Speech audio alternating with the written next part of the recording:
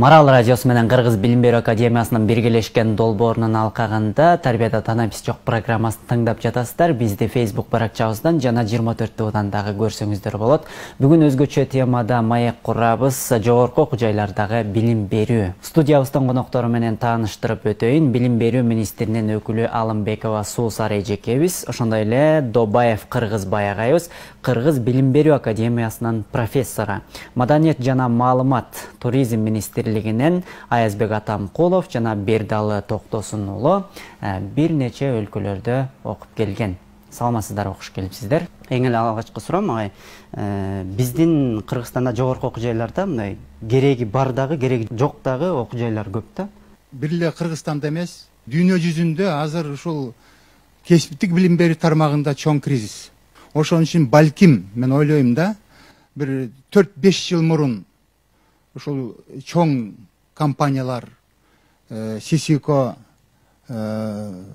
Facebook, Google баягы руководителдери чогулушуп, бир рабочий группа түзүп, ошол рабочий группага айтышыптыр. Мына азыркы университеттер, ошол эле тетиги Сорбонна, ошол эле Кембридж, ошол эле Гарвардский университет, Массачусетский университет, ушул аларды бүтүп аткан адистер көбү азыркы заманбап өндүрүшкө туура келбей атат деген. Ушул 21-кылымда эмне кылыш керек? Кандай билим болуш керек? Дүйнө жүзүндө белгилүү окумуштуулардын тобу болчу. Алар мына 4-5 жыл мурун өзлөрүнүн биринчи жыйынтыгын жазып, анан мынтип айтыптыр да, азыркы дүйнө жүзүндө көп профессиональное образование, кесиптик билим берүү действительно находится в кризисе. Ушул кесиптик билим берүү системасын дүйнө жүзүндө түп тамырынан өзгөртүш керек экен.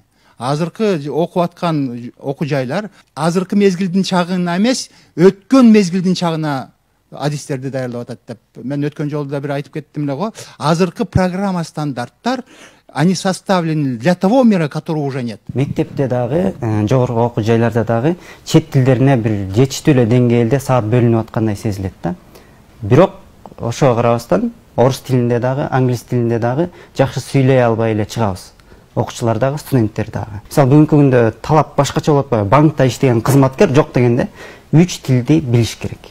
Мамлекеттик стандарттар, мен жогорку билим берүүдө токтоп кетсем, аякта окуу жайларга академиялык свобода берилген да. Ошондо окуу жайлар өздөрү түзөт окуу планынчы. Министрлик тарабынан, мамлекет тарабынан бир 10% эле обязательный деп бекилип берилген да. Анын ичинде ошол эле англис тили, чет тили, англис тили болобу, немис тили болобу, кытай тили болобу, англис менен чет тили, анан орус тили, кыргыз тил, Кыргызстандын тарыхы, Кыргызстандын географиясы, Манастану, ошондой дисциплиналар, булар обязательный деп бекилген да. Калган 90% адисти даярдоо багытына жараша дисциплиналар окуу жайдын тарабынан, окуу методикалык бирикмелер бар, ошо тарабынан ошо дисциплиналар бекитилет да. Жогорку окуу жайды бүткөндөн кийин деле студенттер жумушка барат да, баргандан кийин эч нерсе билбейт. Демек, окуу башка, ал эми практика жүзүндө таптакыр башка нерсеге туш келет да. Студенттер бүткөндөн кийинчи. Анан алар сөзсүз түрдө 3 ай практика кылат дагы. Кийин ошол эле адамдын өз оозунан уксаң, мен 5 жыл окугандан көрө 3 ай практикамдан кийин жумушка мындай жарай турган деңгээлде бир нерсени үйрөндүм деп айтып беришет да. Ошондо кандай биздин Кыргызстандагы жогорку окуу жайлар начар окутабы же студенттер өзүбүз көңүл бурбайбызбы? Деги эле чет өлкөдө окуп келген студенттер, инсандар катары ойлоруңуздарды айтсаңыздар. Тагырага бир аз мурун өзүңүз айткандай эле 11 жыл боюнча орус тилин же англис тилин окуп туруп, бирок сүйлөгөндү, жазганды жакшы билбеген болсок, демек системада катачылык бар деген нерсе да. Ал эми ошол эле Европада дейли. Мен Европанын ошо Польшада окудук. Польшада билим алып атканыбызда бир өзгөчөлүгү бар, аларда коллаборизация деген нерсе бар да. Ал кандай нерсе? Билимди берген адам өзүнүн арагынан өзүн толук түрдө жетиштирип, билимин так даана алып келип, анан мындай өзүңдө болгон нерсени башка бирөөгө бересиң да. ошол өзүндөгү билим берүүсүнүн сапатынын жогору экендигин көрө алдым да. Анан дагы бир өзгөчөлүк бар. Билим берүүнүн сапаты жогору болгонунун дагы бир өзгөчөлүгү бар. Коррупцияга эч кандай жол коюшкан эмес да. Бир нерсени айтсам, бир сабак боюнча, мисалы, коммуникация сабагы боюнча мага билим берген профессор кайсыл жакта эмне кылып атканын мен билбейм да. Тагыраагы бул кандай нерсе? Бир күн башка шаардан келип туруп, ушул сабакты мага, ошол коммуникациянын бир темасын өтүп кетип калат профессорчу. Башка сабакта башка профессор келип өтөт. Бул деген нерсе коррупцияны түп тамырынан жок кылуу деген нерсе да. Себеби бир мугалим менен жакшы сүйлөшүп, ошол билимди эптеп акча берип тигил бүтүрөм десең, эртеси күнкү сабакта башка мугалим келет да. Ушул нерсе мага аябай жакты Европанын системасындачы. Анан кийин ал жакта ушундай нерсе бар. Практикалык сабактар бар да. Мисалы, илимий методиканы изилдөө жолдору деген бир сабак болгон болсо, же болбосо бир өндүрүш тармагында бир сабак берилип аткан болсо, өндүрүшкө барасың, ошол жерде иш кандай жүрүп атат баардыгын көрүп, ошону илимий тилге салып бекитип, анан кийин интернет аркылуу жибересиң да, жана мугалимгечи. Мугалим текшерип чыгып, кемчиликтерин айтып, ушул жерлерин толукта деп, анан аны толукташ үчүн сен кайра дагы барып келесиң да. Жөн эле бир нерсени такташ үчүн, мисалы, билим берүүнүн деңгээли кандай деген суроону берип койсоң, алар мисалы 150 000 кишинин арасында анкета жүргүздүм. Ушул анкетанын жыйынтыгында мына жаштардын арасынан 15 менен 20 жашындагы окуучулардын ойлору мындай экен. Ал эми 30 жаштан 35 жаштагы жарандарыбыздын ушул багытта, ушул темпте мындай бир ой жүгүртүүлөр бар экен. Булардын пикири мындай экен деп, ошол анализин көтөрүп туруп, диаграмма, графика менен чыгарып келип берет да.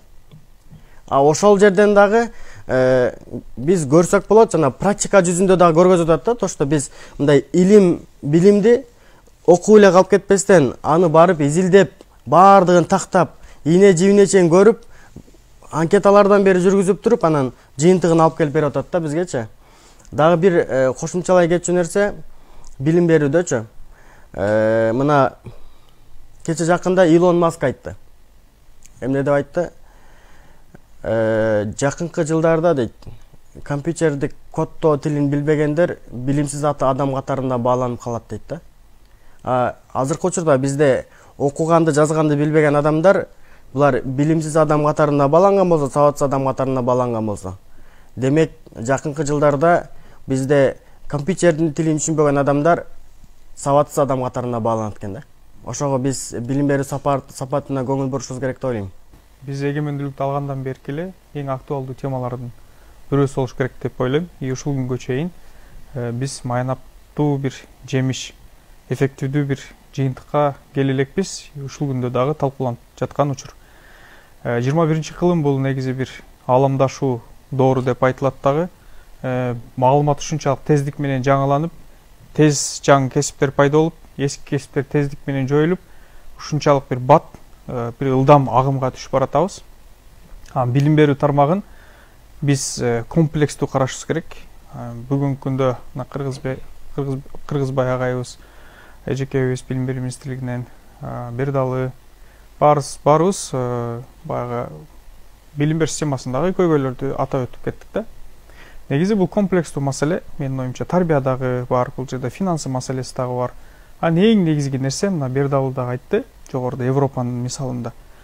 Бизде изилдөө борборлору жок, анализ жүргүзүү борборлору жок. Бар болсо дагы эффективдүү иш алып барган, жыйынтык чыгарган бир борборду көрө элекмин. Изилдөө институттары бар, бирок ал жерден биз жыйынтык көрө албай атабыз. Ал жакта да өзүнчө проблемалар бар. Мисалы, мен Түркиянын мисалында айткым келди. Түркия алдыдагы билим берүү тармагында болсун, экономика тармагында болсун, социология тармагында болсун, идеологиялык бир иш алып баруу тармагында, саясат тармагында болсун, алдын ала бир канча жылга изилдөө анализдери жүргүзүшөт. Социологтору, ошолар бир өздөрүнүн изилдөө борборлору тиешелүү аймактарга барышат, же болбосо өздөрүнүн өлкөсүндө Түркияда изилдөөлөр жүргүзүшөт, анкеталар жүргүзүшөт, аныкташат, проблема эмнеде экенин аныкташат, жана келечекте эмнеси керек болот, эмнеси керек эмес экендигин изилдешет да. Анан ошонун негизинде концепция иштелип чыгат. Методика жөнүндө сөз болду. Бизде бүгүнкү билим берүүдө эң негизги алмаштыра турган нерсе методика. Маалымат Америкада дагы ошол эле маалымат, Кыргызстанда деле ошол эле маалымат, Европада дагы ошол эле маалымат, Түркияда дагы, Арабияда дагы, бүт жакта, Кытайда дагы ошол эле маалымат. Болгону бизде ошол маалыматты окуучуга мугалимдин жеткирип берүү методикасына көңүл бурушубуз керек. Бул эми өтө чоң тема методика, бирок эң негизги нерсе ушул. Биз методикага көңүл бурмайынча алдыга жылыш болушу менин оюмча кыйын деп ойлойм. Эми ушул изилдөө борборлорун ишке ашыш үчүн, биздин билим берүү тармагы жылыш үчүн албетте бул финансы, каражат маселесине келип такалат. Эжекебиз жакшы билет, билим берүү министрлигинде канчалаган долбоорлор бар болуш керек, бирок финанстын себебинен бүгүнкү күндө мисалы китептин жетишсиздиги бар, таңсыздыгы, ушул сыяктуу проблемалар бар, бардыгы финансыга келип такалат. Финансы маселесин чечүүнүн жолун мен Аязбек катары сунуштайт элем. Ар бир мамлекеттик мекемелер фонд түзүш керек. Колдоо фонддорун түзүш керек. Ошол колдоо фонддору буга чейин сырттан багы ар кандай программалардын негизинде гранттык түрдө келип, бирок алардын өздөрүнүн албетте талабы менен кошо келет. Бул жолу аны кое туруп, өзүбүздүн элибиз өзүбүздү колдогону кезек убакыт келди деп, мезгил келип жетти деп ойлойм. Ошондуктан өзүбүз кыргыз эли, кыргызстандыктар өзүбүздүн ошол мамлекетибиздин көтөрүш үчүн өзгөчө билим берүү тармагын, мугалимдердин айлык маянасын көтөрүү, изилдөө борборлорунун иштөөсүн камсыздоо үчүн финанс маселесин чечүүчү фонддорду кошумча түзүшүбүз керек. Ар бир кыргызстандык, 6 миллион кыргызстандык бар. 1 сомдон берсе 6 миллион сом деген сөз. Эми Кудайга шүгүр, бизде Кыргызстанда байлар бар, жетишкендер бар. Салым бериш керек, салым кошуш керек. Анан бул фонддор түздөн-түз президенттин, өлкөнүн, өкмөттүн көзөмөлүндө, түздөн-түз көзөмөлдө болсо, менин оюмча туура эмес иштер болбойт деген ойдомун. Финансы бар жерде албетте баягы жаман бузуку ойлор, бузуку сөздөр, бузуку иштер да болуп кетиши мүмкүн. Аны көзөмөлдөө түз жогору жактан болуп туруш керек. Бул биринчиден. Экинчиден, тарбия маселесинде айттым. Белгилүү бүгүнкү күндө төкмө акын Идрис агайыбыз бар, Айтибаев Идрис. Ошол кишинин жакшы сөзү бар. Тарбияны ата эне берет, билимди мугалим берет дейт. Бүгүнкү күндө биз ата энелер институту деген да маселе бар.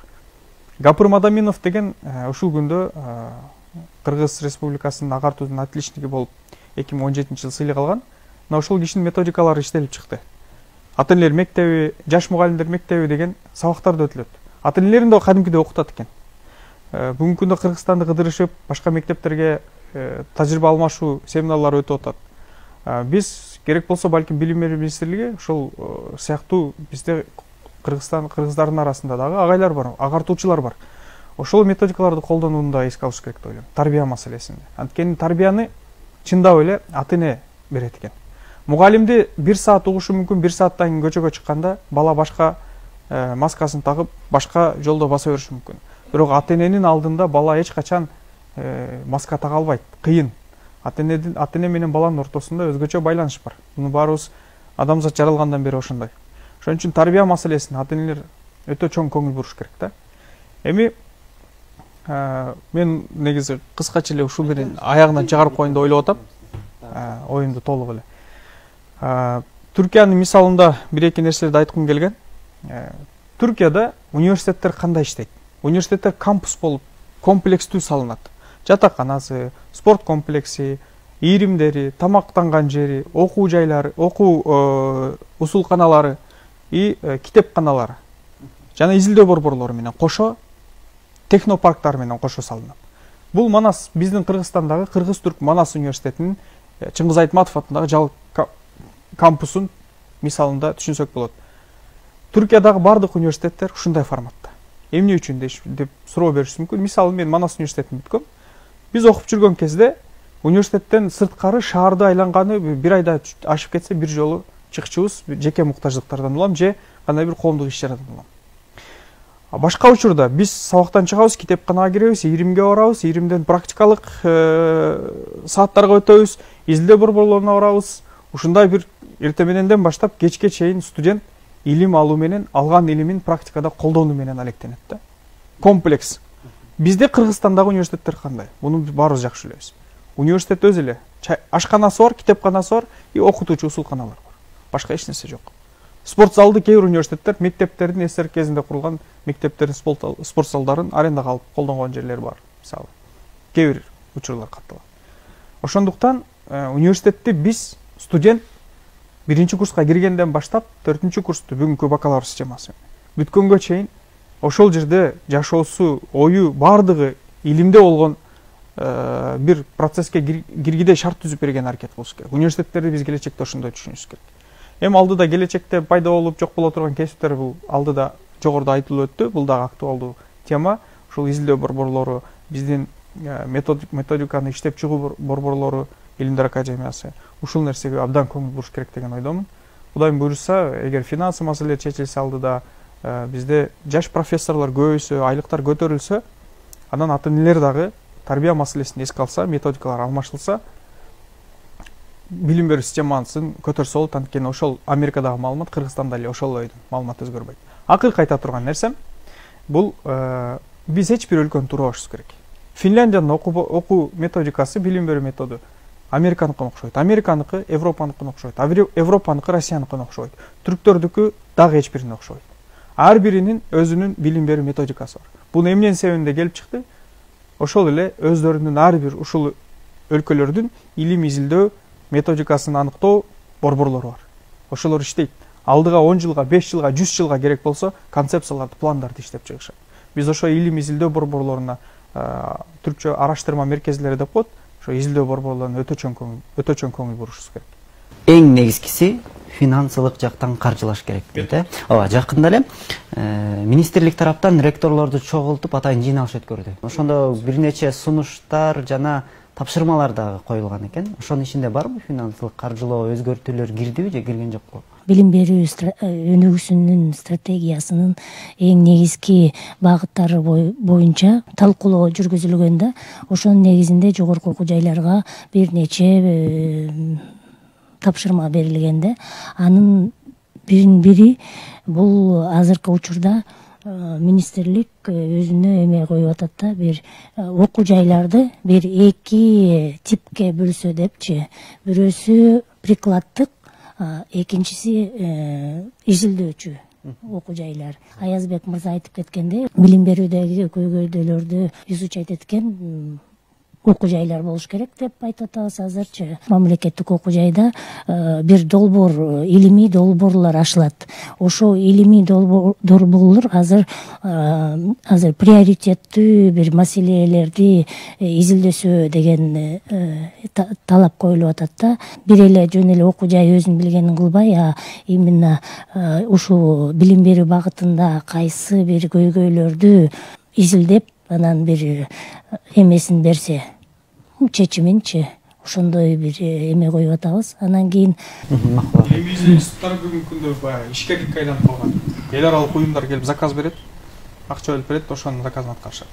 Мындай стратегиялык, мамлекеттик мындай стратегиялык негизде изилдөөлөр жүргүзүлгөн учурлар өтө аз. Жакшы айтты, эң сонун мен бардыгына кошулам. Бирок бизде Кыргызстанда ошол каржылоо маселеси аябай турат да. Эмне десеңер билесиңер да. Көбүнчө жогорку окуу жайларда, баг бюджетный көп болсо бир 10-15 эле проценттен ашпайт.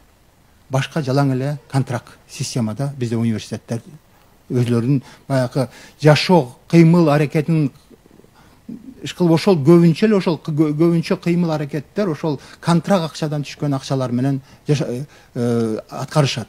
Эми өзүңөр көргүлө. Ошол контракт акчада бизде Кыргызстанда балдардын эң эле жогорку контракт акчасы көп болсо бир 100 миң деп коелучу. Ошол международный стандарттар бар. Ошол эле бакалаврды даярдаш үчүн жылында $20 миң керек экен. Көрүп атасыңарбы? Бир эле бакалаврды даярлаган үчүн. Жок, ошондой ал чөт мамлекеттин ошол эме жок, силер өзүңөр төлөбөйсүңөр аны. Мамлекет каржылап негизи бир бакалаврды даярдаш үчүн ушунча чыгым кетет экен. Бир докторду, PhD докторду даярлаш үчүн кеминде бир $40 миң кетет экен. Жакыр өлкөбүз экономикабыз начар деп мындай даттан өрөбүз да. Чындыгында экономиканы чечиштин жолу, өлкөнү өнүктүрүштүн жолу бул жалгыз гана нерсе бар. Ал бул билим берүү тармагы. Эгер биз билим берүү тармагынан болгон каражаттын бардыгын эсиргеп, ошол жака берүүдөн мындай ичибиз тарлана турган болсо, мамлекеттин акчасын ошол билим берүүгө бөлгөндөн ичибиз тардык кылып аткан болсо, биздин демек өлкөбүздүн өнүгүүсүнөн үмүт үзүшүбүз керек да. Канчалаган билимдүү жаштарыбыз жүрөт азыр. Билимдүү аябай, бирок чет өлкөдө башка мамлекеттин кызыкчылыгына иштеп атат да. Биз ушул маселени чечиш үчүн мамлекет 5-6 жылга экономикасын кое турсун, же болбосо баягындай күчтүү долбоорлорун чекеге сүрүп турсун, бирок билим берүү тармагына эң биринчи даражада акча бөлүнүш керек да.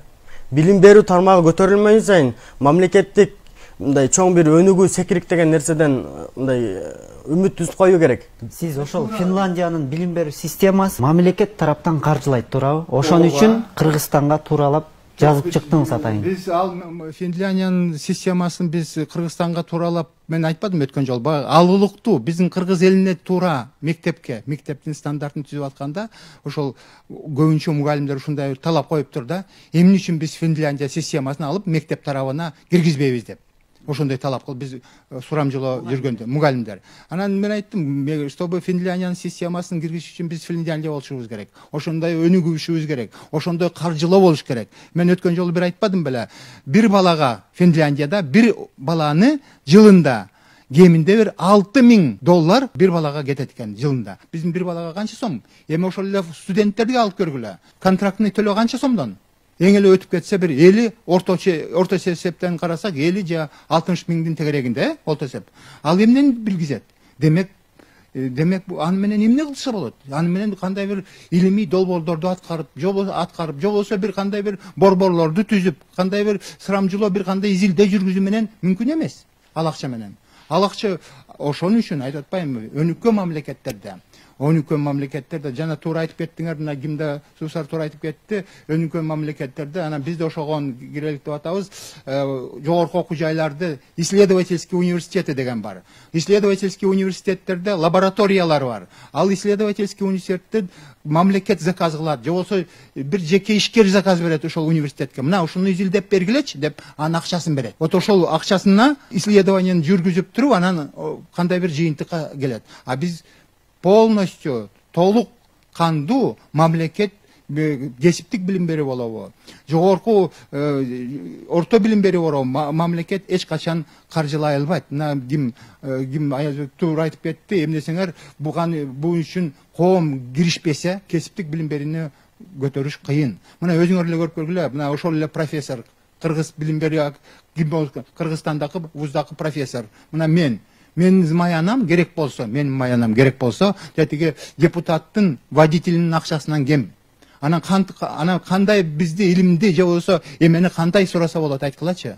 Мен үйүмдү ойлоймунбу же кантип бүгүн эмне кылабыз же илимди ойлоймунбу. Ошон үчүн толук кандуу бизде маяна төлөп берип турса, анда толук кандуу анда лабораторияларды толук кандуу ачса болот эле. Анда биз башыбыз менен кирип 3-4 жерге иштебей, ошол бир жерге иштеп, илимибизди өткөрүп, бул айласынан болуп аткан окуат. 10-15 миңге азыр жашай аласыңбы бир үй биле? Эч качан жашай албайт. Ошон үчүн ошол эле профессор бир жерде иштебей, 2-3 жерге иштеп аткан ошол себептен. Бул бир жагы. Экинчи жагы мындай да. Мына билим берүү, ошол кесиптик билим берүү тармагында бир топ жана туура башында айтып кетпедиңерби? Азыркы бизге Кыргызстанга кереги жок кесиптер бар. Ошо боюнча эмгиче дайырланып атат. Ошол эле орто билим берүү системасында, ошол эле жогорку билим берүү системасында кереги жок. Ошол эле мына билем бир мындай направление бар. Мировая экономика деген кесиптик бар. Ошол студенттер өтөт экен. Акчасын 5 жыл же 4 жыл төлөйт экен. Энатасынан алып диплом алат экен. А бул эмне кесип айткылачы? Кайдан барып иштейт? Кыргызстанда барбы андай ошол мировая экономиканы бүтүп алып бир жерде иштечү? Ошондой кесиптер Кыргызстанда көп болуп атпайбы? Демек, ал эмне үчүн ачылган ошол кесиптер? Өзүнүн экономикасын кандай бир эптеп-септеп коргоп, на выживание идет да? Идет процесс на выживание. Ушул каржылоо менен, ушундай контрактный акча менен мы далеко не уйдем. Ошон үчүн башынан биз түп тамырынан билим тармагын өзгөртүшүбүз керек. Туура айтты ким дегеним, адам билимдүү болсо, анда мамлекетибиз бутунан туруп кетет. Ал чыгармачыл адамдар кайдан? Мектептен, жогорку окуу жайлардан. Анын үчүнчү дагы бир маселе, ошол кесиптик билим берүү тармагын айтып кеткенде, ошол концепцияда биз толук кандуу жазып өттүк. Биздин кесиптүү билим берүү бул дуальная система. Бул дуальная система, это бүт чет мамлекеттерде бар, ошол эле Турцияда да бар, ошол эле Германияда бар. Дуальная система деген эмне? 50% аудиторияда окусаң, 50% баягы иштеген жериңе барып өтүшүң керексиң. Түшүңөрбү?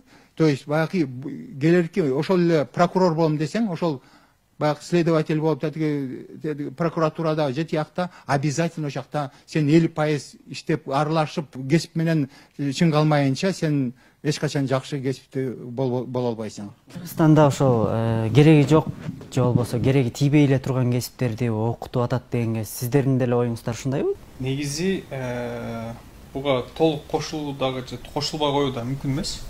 Эмне үчүн? Анткени Кыргызстанда бүгүнкү күндө чындап эле керектүү, аябай керектүү билимдер окутулуп аткан учурлар да бар. Анан мисалы баягы чөлкөм таануу же болбосо Европоведение деген кесип бар. Ушундай сыяктуу кесиптер бар да. Булардын кереги жок. Бул кругозор үчүн эле окула турган маалыматтар да. Бул коммерциализация деп айтылып атпайсызбы? Жанагы университеттер жөн эле акча табыш максатында ачылган университеттер бар да. Жок жерден эле бир кесипти пайда кылышат дагы, адамдарга жаңы абитуриенттерге алар келгенде билбейт да кайсы кесип эмне экенин. Өтпөй калгандар башкага өздөрү каалаганга же болбосо баш айланып ата энесин баш айланып же өзүнүн баш айланып тапшырып калып окуп аткан учурлар бар. Албетте бул эгер биздин билим берүү тармагы ушул Илимдер академиясынан жакшы мониторинг болсо, туура көзөмөл болсо, бул маселелер чечилиш керек. Бул сөзсүз түрдө керексиз окутуп аткан билим берүү тармакта кесиптер бар. Буларды карап чыгыш керек. Талап боло турган кесиптер аныкталганбы негизи? Же андай изилдөөлөр жүргөн эмеспи? Андай изилдөө социалдык өнүгүү министрлигинин тарабынан ар бир 3 жылга анализ атайын методиканын негизинде анализ жүргүзүлөт да. Ошонун негизинде анан министрликке бизге 3 жылга моореки адистер азыркы востребованный деген талап кылынган адистиктер деп берилет да. Анын ичинде ошол эле медицина, ошол эле педагогика, азыр IT технология багытындагы адистиктер кошулду, горное дело дегендер кошулду. Азыр биздики агрардык өлкө эмеспи, ошо агрардык айыл чарба адистиктер бар ошонун ичиндечи. Анан биз азыр министрлик тарабынан на стыке двух специальностей деген адистиктерди ачуу боюнча иштер жүргүзүлүп атат да. Ошол эле цифровая агрономия деген же цифровая медицина деген ошондой бир адистиктер каралып атат да.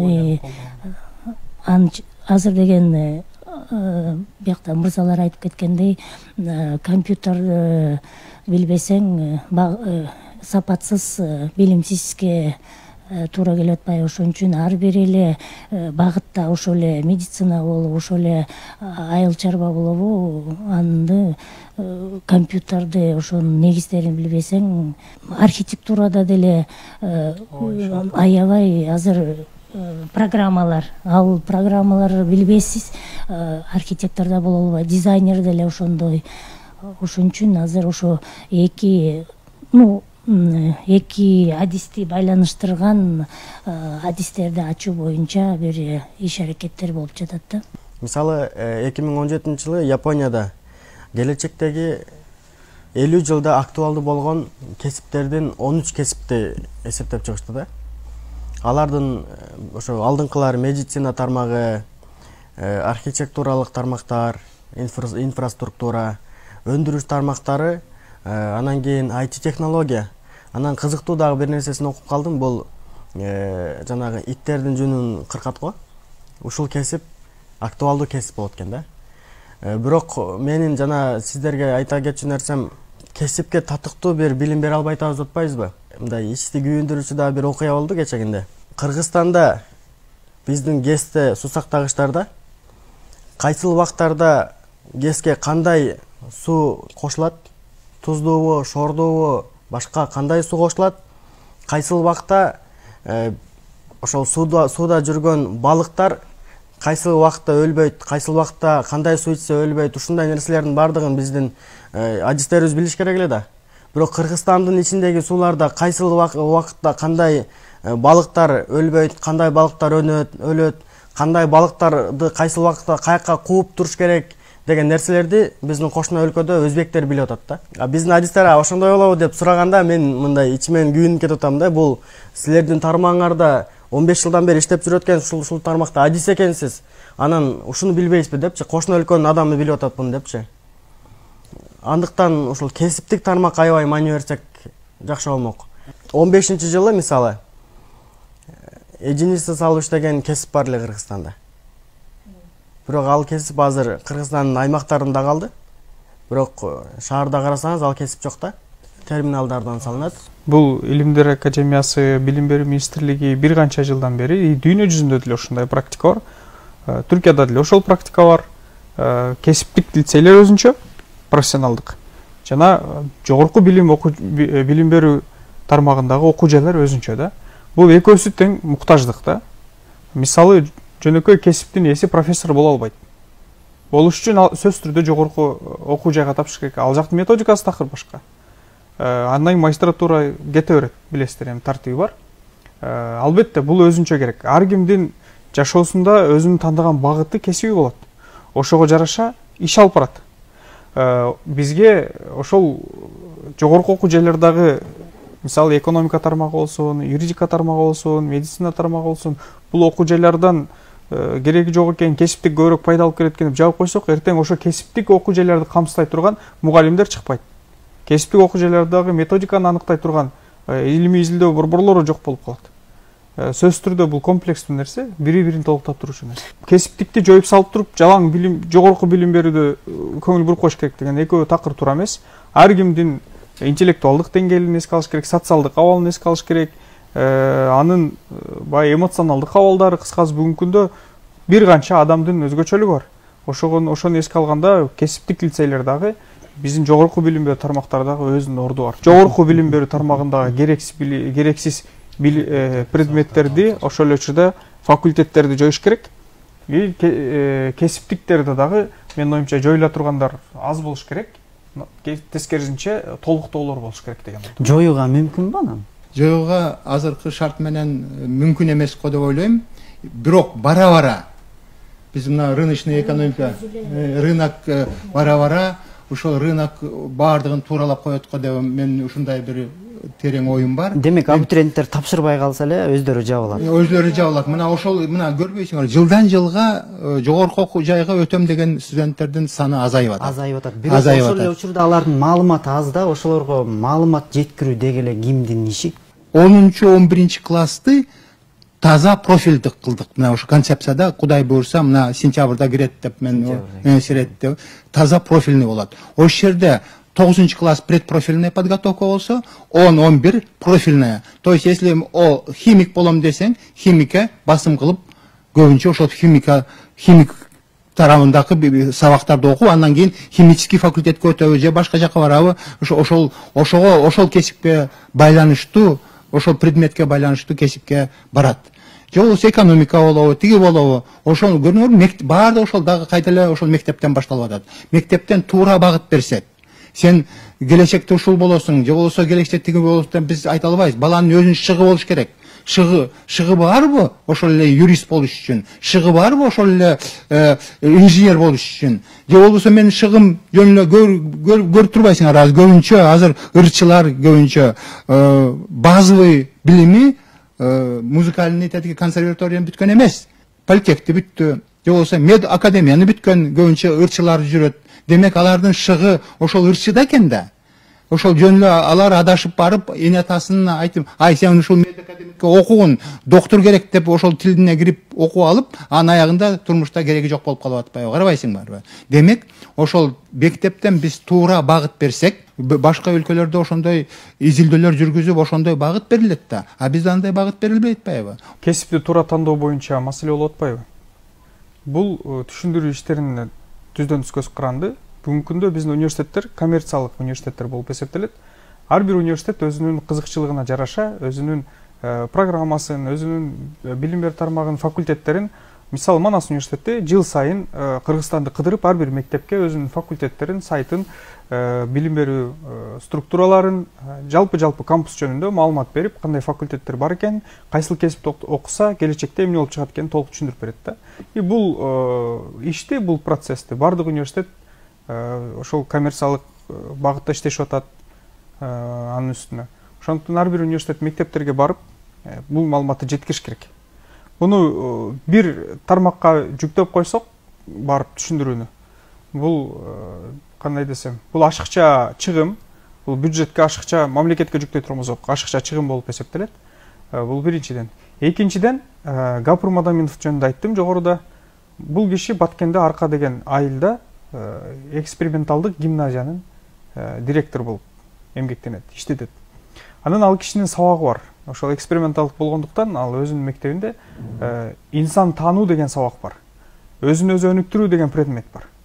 Ал сабактан окуучу өзүн өзү тааныганды үйрөнөт, өзүн өзү өнүктүргөндү үйрөнөт. Бул айтып аткан нерсе жогорудагы айтылган биздеги баягы бюджеттин таңсыздыгы, финанстын жетпей жаткан маселелерине дагы бир жооп катары айтат элем. Ооба, бул проблемалар бар, бирок мунун чечүү жолдору дагы бар. Бул бүгүнкү күндө адам самообразование деп орусча айтат. Адам өзүн өзү өнүктүрүү маселеси бар. Адам өзүн өзү өнүктүрүү менен алектенсе, кайсыл кесипти тандабасын, бул заманбап киши болуп, заманбап талаптарга жооп бере турган инсан болуп, тарбиялап өзүн өзү даярдайт. Бүгүнкү күндө бул Европада дагы, Америкада дагы, дүйнө жүзүндө бул практика колдонулуп келди. Ошол практиканы Гапур Мадаминов өзүнүн гимназиясында колдонуп, ушул күндө ал эксперименталдык мектептен бүтүрүүчүлөрү дүйнө жүзүндө жакшы университеттерде, алдыңкы университеттерде бюджеттик негизде окушат. Жок дегенде бүтүрүүчүлөрдүн 90% мамлекеттик, бюджеттик, же болбосо бейөкмөт эл аралык университеттердин бюджетинде окуу деңгээлине чейин көтөрүлүшкөн да. Өзүн өзү таануу сабактарын, өзүн өзү өнүктүрүү предметтерин киргизишибиз керек. Окуучу мектепти бүткөнгө чейин өзүнүн ким экендигин, келечекте ким болот экендигин, эмне керек экендигин, келечекте кайсыл кесип керек боло тургандыгы тууралуу маалымат алат, өзүнүн жөндөмүн анализдеп чыгат. Анан Кудайым буйрса, сөзсүз түрдө туура кесип тандап, элине пайдалуу, жерине пайдалуу жана билимдүү болуп чыгат. Самопознание деген предметти окушуп атабыз. Кудай буйрса, анын концепциясын баардыгы иштелип чыкты. 5-класстан 9-класска чейин ушул предметти киргизип атабыз. Эмнесеңер, көбүнчө бүтүп аткан балдар, же болбосо окуп аткан балдар эмне кылаарын, келечекте эмне болуш керек, кандай багытта барыш керек, эмне үчүн ушул жарык дүйнөгө эмнеге келди, өзүнүн миссиясы ким, кандай ишти аткарыш керек, ушул Кыргызстанда жашап атабы, жагай жерге өзүнүн миссиясын билиш керек да. Ошон үчүн ушундай бир предмет ачылып атат, Кудай буйрса. Ошол кирип калса, менин оюмча, бир топ проблемалар да чечилип калат деген ойдобуз. Бүтүп аткан бүтүрүүчүлөргө кандай кеңеш берет элеңиздер? Кыргызстанда окусунбу же чет жакка барсынбы? Бишкек финанс экономикалык академиясынын колледжинде окугамда, Манас университетине тапшырардан мурун. Анан ошол кезде бир досумдун жакшы сөзү бар эле. Сенин кайсыл жерде окуганың маанилүү эмес, кандай окугандыгың маанилүү деген. Биздин китепканада ошол эле Россиянын Санкт-Петербургда бир университет болчу, унутуп атам. Ошол китепканадагы китептер келчү бизге. Ошол эле маалымат. Ал жаңыланып өзгөрүп кеткен жок, бурмаланган да жок. Биз ошол эле китепти окудук. Ошол орустар окуган китепти эле окудук, мисалы колледжде. Анан Манас университетин тапшырдым. Түрктөрдүн методу менен окудум. Түрктөр көбүнчө англис тилинен которулган китептердин негизинде сабактарды өтүшөт. Илимий китептер көбүнчө ошондой болчу бизде. Маалымат дагы эле ошол эле, алмашкан жок. Бүгүнкү күндө 21-кыл интернеттин аламдашуу заманы, интернет кол астыбызда. Кайсыл жака барып окуган маанилүү эмес, сөзсүз түрдө. Эгер адам өзүн өзү таануу маселесин көтөрбөдүкпү? Эгер адам өзүн өзү самообразованияны үйрөнгөн болсо, өзүн өзү окутуу, өзүн өзү өнүктүрүү жөндөмдөрүн өздөштүрүп алган болсо, адам өзүнө эмне керек экенин изилдеп табып, керек болсо ошол предметтин негизинде сабакта өтүлбөгөн нерселерди да табып издеп, керектүүсүн алып алганды үйрөнөт да. Ошондуктан айтат элем, сөзсүз түрдө бир жака чыгып окуш маанилүү эмес. Бул сыртка чыгып окуу маселеси башка метод менен окуймбу же Кыргызстандагы метод менен окуймбу деген эле маселе да. Бул методдон эле көз каранды. Эгер адам маалыматты окуп, түшүнүп, анализ кылып, жыйынтык чыгарып, ошону практикада колдонгондо өздөштүрө алган болсо, анда каяка барып окугандыгы маанилүү эмес. Ошондо адам жакшы окуш үчүн мыкты шарттардын болуусу шарт эмеспи? Эми мыкты шарттарды күтө турган болсок, 20-кылымдагы окумуштуулар ошол эле мына лампочканы ойлоп тапкан Томас Эдисон кандай шартта иштегенин карап көрөлү. Бул адамдын кыргызча жакшы сөз бар, дээринен деп коет. Ар жагында жок болсо жок, бар болсо бар. Бирок Кудай Таала ар бир адамга потенциал берет. Ошол потенциалды ачканды мынакей агайыбыз айткандай, самопознание деген сабактар, өзүн өзү таануу деген сабактар ачат. Адам өзүн өзү тааныса, өзүнө эмне керек экенин анализдеп, маалыматты окуп, анализ кылып, жыйынтык чыгарганды үйрөнсө, анда маселе жаралбайт да. Аязбек байке туура сөз айтты. Бирок жанагы миң уккандан бир көргөн жакшы деген сөз бар да. Кыргызстандын билим берүү системасы бул СССР убагында колдонулган билим системасы да. Ага бир жаңылыктар киргизилип калган эле система да. Мындайча айтканда эски система деген сөз. Глобализация, ааламдашуу доорунда ушул 5 мүнөт мурунку маалымат азыр эски болуп аткан убакта ошол шарттарга жараша билим алуу, ошол талаптарга ылайыктуу болуп билим алыш үчүн менимче адам өзүн чектебестен, эгер мүмкүнчүлүк болгон болсо, анда четке чыгып окуш керек да. Дүйнө мындай бир эле жөнөкөй эле нерсени айтайын. Европада адам мындай билимсиз адамдардын мындай аң сезимде мындай мен билимсиз болсом, мен жашоом жакшы өтпөйт деген түшүнүк бар да.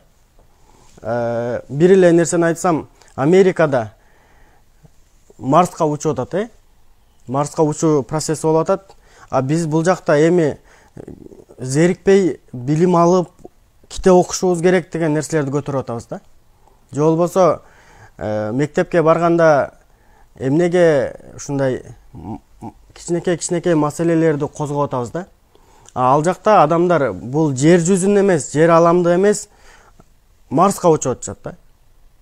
Демек, мындай коомго жараша адам дагы өзү өнүгөт да. Коомго жараша. Адам ким менен жүрсө ошого окшош болот. Европа, Түркиянын билим берүү университеттеринин шарттарын айтайын да.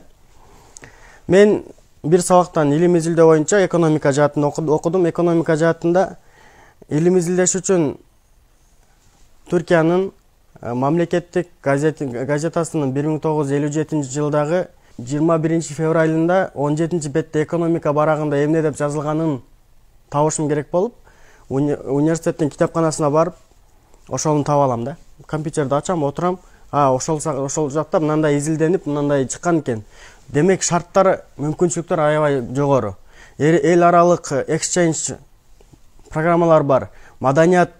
Жаңы маданият менен таанышасың, жаңы инсандар менен таанышасың, дүйнө жүзүндө досторуң болот, дүйнөлүк даражадагы инсан болосуң да.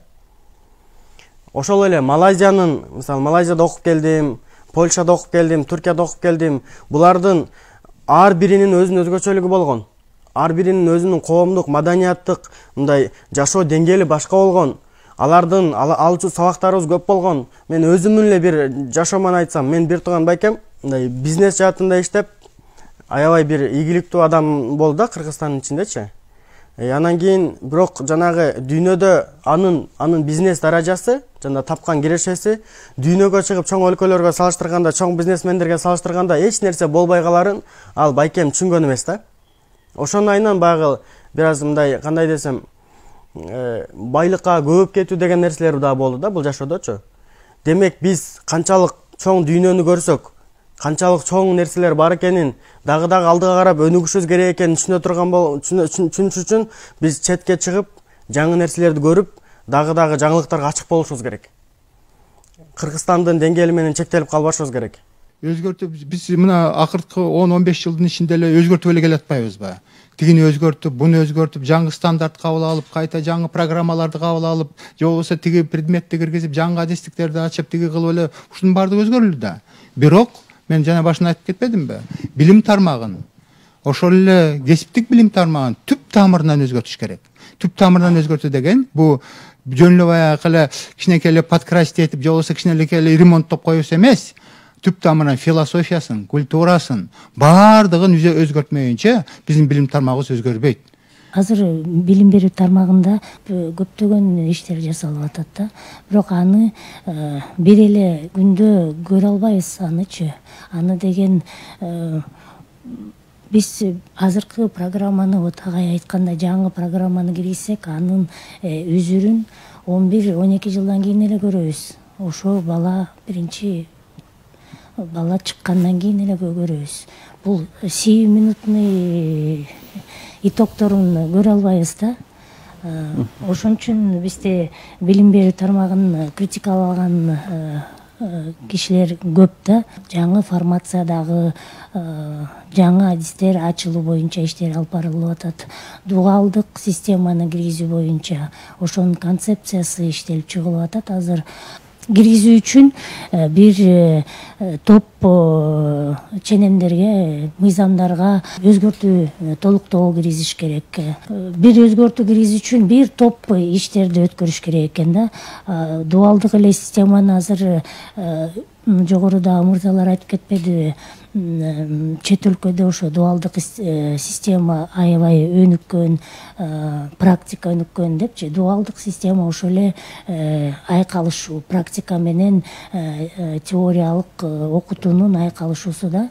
Тилекке каршы биздин эфирибиз дагы соңуна чыгып баратат. Сиздерге эркин микрофон узатайын. Кудайым буйрса, жакын аралыктарда Кыргызстандын билим берүү тармагы алдыңкы тепкичтерге чыгат деген ойдомун. Анткени бул багытта аз болсо дагы иштер жүрүп атат. Иш болгон жерде, аракет болгон жерде берекет болот. Кудайым буйрса, ошону түшүнгөн, ошол маселелерди ичинен билген адамдар келди деген ойдомун, үмүттөмүн. Кыргызстаныбызга кең келечек каалайм. Кыргызстан Кудайым буйрса келечекте илимдин, билимдин ордосу болсо деген үмүттөмүн жана тилектемин. Чоң рахмат. Көрсөтүүгө чакырып койгонуңуздар үчүн чоң рахмат. Бул Аязбек байкенин сөздөрүнө 100% кошулам. Жакынкы аралыктарда өлкөбүз адептин, билимдин державасы болсок, ушул биздин мүнөбүз, ушул нерсе ишке ашса, өлкөбүз билим жаатынан, адеп жаатынан дүйнөнүн алдыңкы өлкөлөрүнө чыккан болсо, ошол биз үчүн чоң жетишкендик болот. Ошол биздин экономикалык өнүгүүбүз болот. Ошол биздин адамдык асыл сапаттарга ээ болгонубуздун далили болот. Кудайым ушул күндөргө жеткирген болсун. Өлкөбүздүн өнүгүүсүндө салымыбызды кошуп калсак, бул чоң жетишкендик болот. Элибизге, мекенибизге тынччылык тилейбиз. Бул жылы бүтүп калды. Кийинки жылда ар бир күндү, ар бир убакытты, ар бир мүнөттү пайдалуу жана эффективдүү өткөрүүнү тилейт элем элибизге. Аязбек байкебиздин жакшы бир сөзү бар. Өмүрдүн узундугу баалуу эмес, өмүрдүн пайдалуулугу баалуу деген. Андыктан барыңыздарга, кыргыз калкына, кыргыз журтуна пайдалуу өмүр тилейм. Бар болуңуздар. Биринчиден, мына ушул жылыбыз аябай катуу жыл болду, катуу оор жыл болду. Ушул илдет баардыгыбыз бир эле Кыргызстан эмес, дүйнө жүзүн каптап кетти. Мен ойлойм, ушул эмки жыл Кыргызстан үчүн жаңы ажообуз келсек, Кыргызстан үчүн бул кандай бир өсүү жылы болсун. Кыргыз элине жаңы жыл жакшы жылдардан болсун. Баардык кесиптештериме мен ден соолук тилеп кетелим. Бөөдөгүстан сактасын. 2021 жыл жемиштүү жыл болсун. Кыргызстаныбыз бат-баттан өнүгүп, бутуна туруп кетсин. Агай айтып кеткендей, бул жыл аябай баарыбызга эле оор жылдардан болду. бирок биз өзүбүздүн тармагыбызда колубуздан келген иш аракеттерди жүргүзүп аттык. Билим берүү сапаты түшүп кетпесин деген көптөгөн иштер болуп атты. Анын ичинен биз онлайн прием кылдык, кабыл алуу кылдык жогорку окуу жайларга. Дистанттык негизинде окуу, билим берүү боюнча көптөгөн технологиялар ишке ашырылды. Өнүгүү жылдардан болсун, молдуу, төлдүү жылдардан болсун деп каалап кетем. Ушуну менен бизге бөлүнгөн убакыт соңуна келип жетти. Саламатта туруңуздар. Эфирде кайталап угуу үчүн Радио Маралдын Facebook баракчасы жана YouTube баракчасына баш баксаңыздар болот.